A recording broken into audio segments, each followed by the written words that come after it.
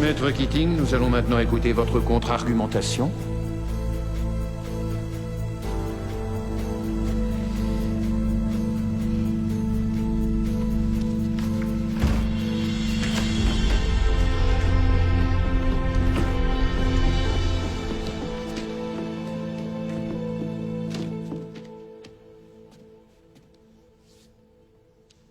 En tant qu'arbitre de la loi et en toute connaissance de la jurisprudence historique dans ce pays, la race doit être toujours considérée comme une variable. Votre temps est précieux, Maître Keating. Je vous suggère de ne pas le gâcher en présentant des arguments que vous avez déjà formulés. Ce ne sont pas mes mots, juge Strickland. Ce sont les vôtres. Vous les avez écrits en 1985, dans le verdict de l'affaire Bryant contre la ville de Topeka, concernant la clause de protection égale face à un système d'attribution de logements sociaux.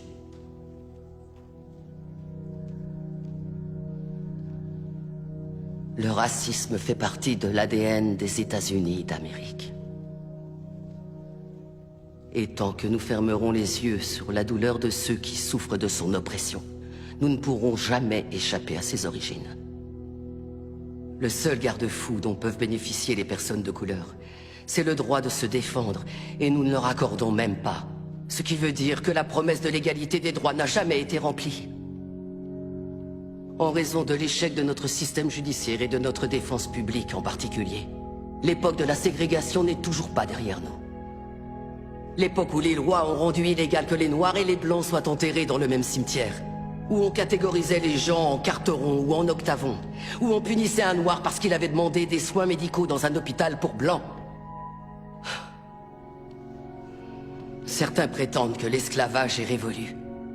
Mais allez dire ça aux prisonniers qui sont parqués dans des cages et à qui on dit qu'ils n'ont pas le moindre droit.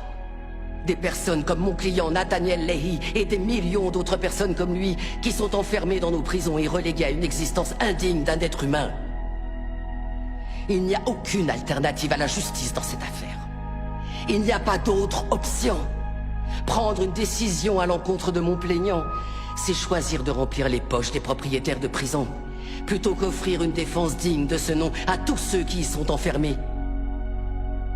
Est-ce que c'est l'Amérique dans laquelle veut vraiment vivre cette cour? Un pays où l'argent a plus d'importance que l'humanité? Où la criminalité est confondue avec les troubles mentaux?